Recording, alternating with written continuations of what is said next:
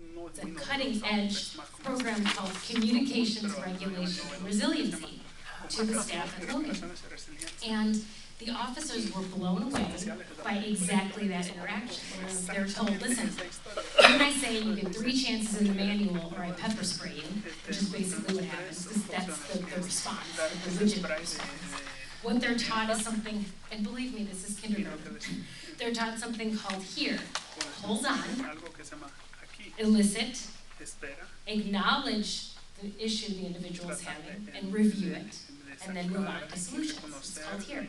So we did role playing with officers for an entire day, and I have to say, a fresh set of people working with the system were learning this. It just seems so basic, but it's just not what the system was designed to do. We have to rethink the entire construct.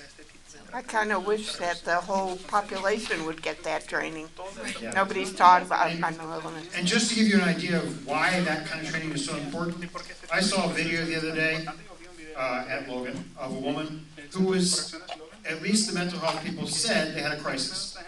So they'd be moved from their cell into what they call a crisis cell, someplace where it's harder to commit suicide. And she wasn't going voluntarily, her position was, I'm not having a crisis. So they called in a tactical team. And they gave her the 3 orders saying cuff up, and she said, well, I'm supposed to be cuffed in front, not back, and I can walk, I don't need cuffed at all, and went back and forth arguing, and it escalated, and then they started screaming at her, calm down, screaming at her to calm down. Anybody who has kids know, if they're upset and you scream at them saying stop screaming, it's only going to make things worse.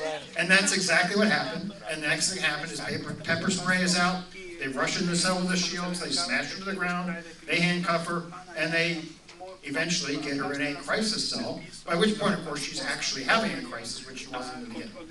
So, God, I wish they had had that training. Do they have mattresses in the crisis cells? Kathy, give somebody else a chance. We have other questions. I'm sorry. Do they? While we're Sometimes. waiting? Sometimes. So, Wait.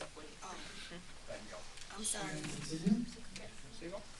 I My can't question hear you. is, it sounds to me like the correction system, which I know is very, very important at times now, as you serve the rights of handling mental health issues, and it seems like the state has been closing mental health facilities and just funneling those persons into the correction system. And I would just ask the panel to comment on what we can do to reverse that.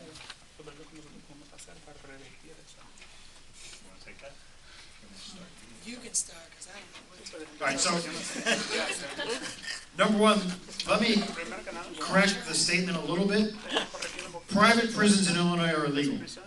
It's the one thing the state's done right, we do not have any private prisons, for now.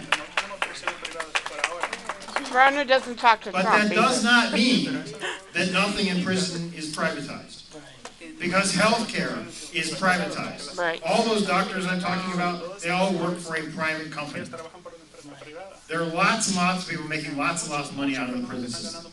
So in that sense, you're right, but I just want to correct, private prisons in Illinois anyway are not the big problem, they're not a problem at all. But your bigger point is, why do we spend money on corrections instead of mental health in the community? And there's no good reason. The reason is because we let politicians get away with that. It's much easier to hide our problems than it is to solve them. The response to poverty has been lock people away. The response to homelessness has been to call the police and arrest people for sleeping on the sidewalk. The response to mental health is to call the police and send them to Cook County Jail, which is why we have a psychologist running Cook County Jail. So, The largest, and it is the largest mental health treatment facility. We treat more people in Cook County Jail for mental illness than in any other facility in the United States. So what's the solution? When a politician stands up and says, I'm going to solve a problem, ask them what the answer is other than incarceration. The real question you should be asking is, what are you going to do to reduce the number of people we are locking up?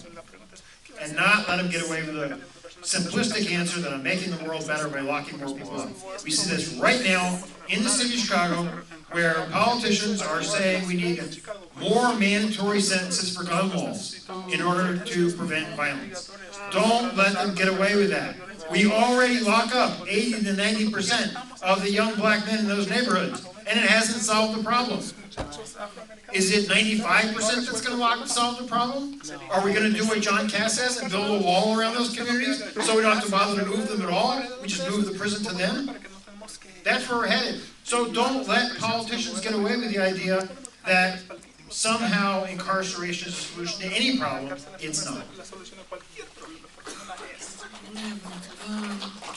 So, you were asking about the crisis. And, I mean, when I was in prison, for the many times that I was in there, I had never been to segregation, thank God. Because I don't think I would have been able to hold up. But, while doing the assessment that Deanne was talking about, we were assessing one of the domains, and I came across what they call as the crisis cage.